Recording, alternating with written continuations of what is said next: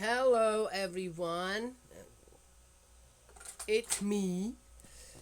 Let's continue on in the book of Jeremiah 18. Jeremiah visits the potter. Uh, I have some good news to report. Yes, my a few months lost brother in faith, Eldridge, has resurfaced, and boy, was I happy! It's amazing on how a great thing it was. He was okay.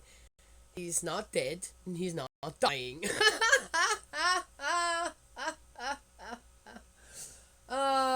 Just had some hiccups. Uh, and then now he's got his new cell phone, and there you go. And it was one of those things where I guess I didn't realize until I heard from him on how a little bit how lonely I felt. Yes, there was a bit of loneliness on not having this uh, support, prayer support, while doing all this. Yes, and it's amazing. It kind of really showed me a side of when you have a good connection with another person of faith, and you're walking in the same path, on how important that is. Yes, in a way, and on how strength and solidity comes with that.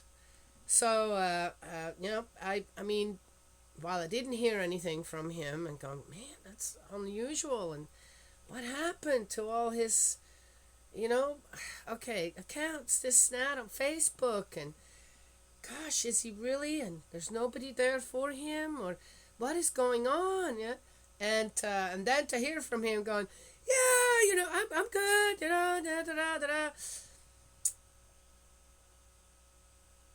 What a relief in a way. But as I said, I realized on how there was a space suddenly filled again in my prayer life, on my path to doing this, because I know he's a very not that I expect him to watch every video, yeah, but he's really been there for me in this journey, right? Okay, well, anyway, good news. All right, let's get going, because I want to get through this book of Jeremiah. Gosh. All right, Jeremiah visits the potter. 18. The word that came to Jeremiah from Yahweh as follows: Get up and make your way down to the potter's house, and there I shall tell you what I have to say. So I went down to the potter's house, and there he was working at the wheel. But the vessel he was making came out wrong, as may happen with clay when a potter is at work. So he began again and shaped it into another vessel, as he thought fit. Then the word of Yahweh came to me as follows: House of Israel, can I not do to you what this potter does? Yahweh demands. Yes, like clay in the potter's hand, so you are in mine, house of Israel. Sometimes I announce that I shall uproot, break down, and destroy a certain nation or kingdom.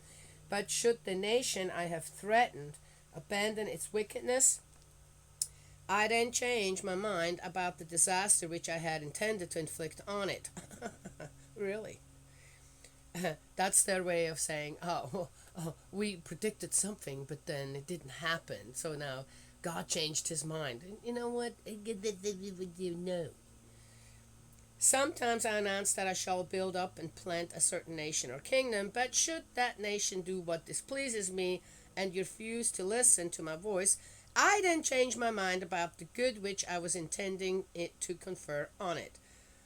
Wow, again, how wishy-washy is God presented here? No, no. So now say this to the people of Judah and the inhabitants of Jerusalem. Yahweh says this: as I said before, God would never divide the nation of Israel into Judah and Jerusalem. Why is that? Who did that? Nothing to do with God. Let's be clear about that. Listen, I'm preparing disaster for you. Okay. I'm working out a plan against you. So now each one of you turn back from your evil ways, amend your conduct and actions. They, however, will say, it is no use. We shall follow our own plans. Each of us will act on his own wicked inclinations. Okay. About Israel's repudiation of Yahweh.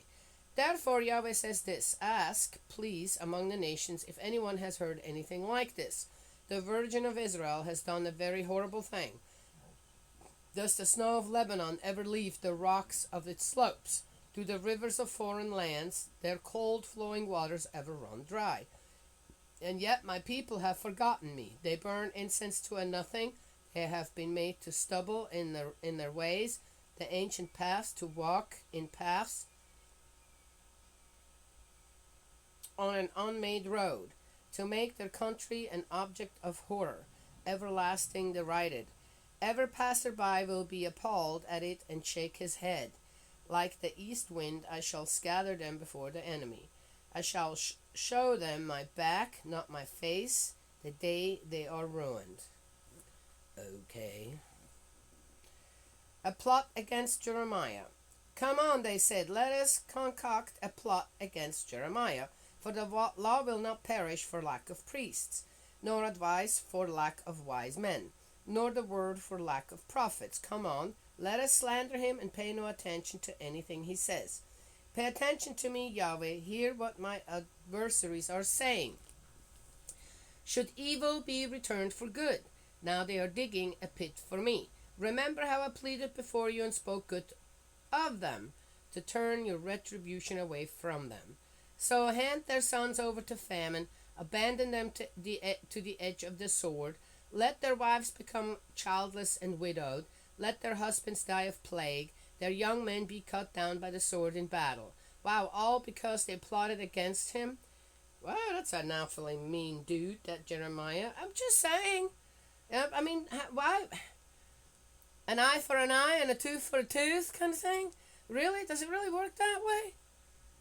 Let cries re-echo from their houses, as you bring raiders suddenly on them, for they have dug a pit to catch me. Why would they even be able to do that? They have laid snares to trap my feet. But you, Yahweh, know all about their murderous plot against me. Do not forgive their guilt. Do not efface their sin from your sight. Let them be hurled down before you. Deal with them while you are angry.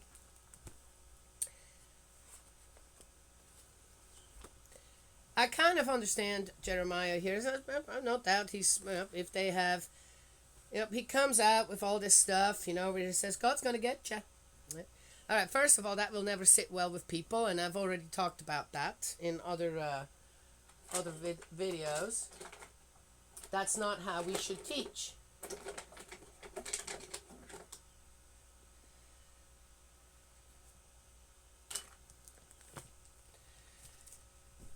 And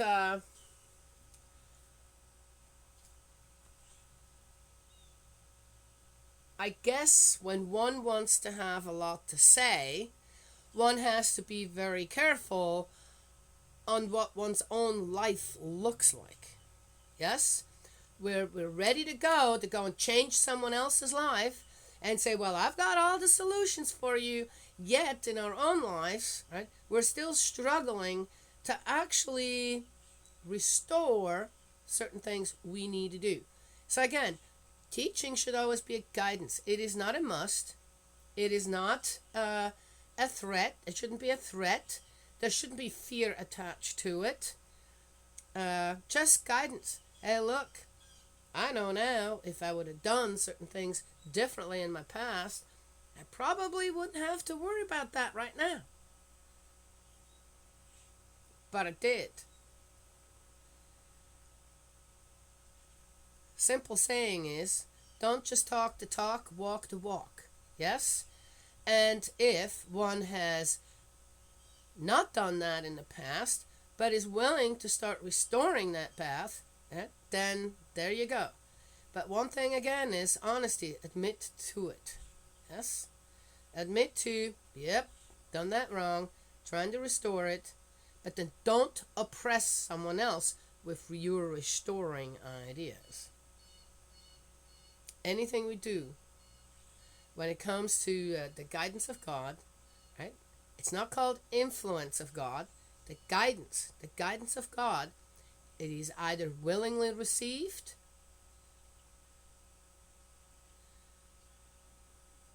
or it's not quite there yet to be received. But it should always be done in what? A loving attitude. With an attitude where I'm just giving you some suggestions.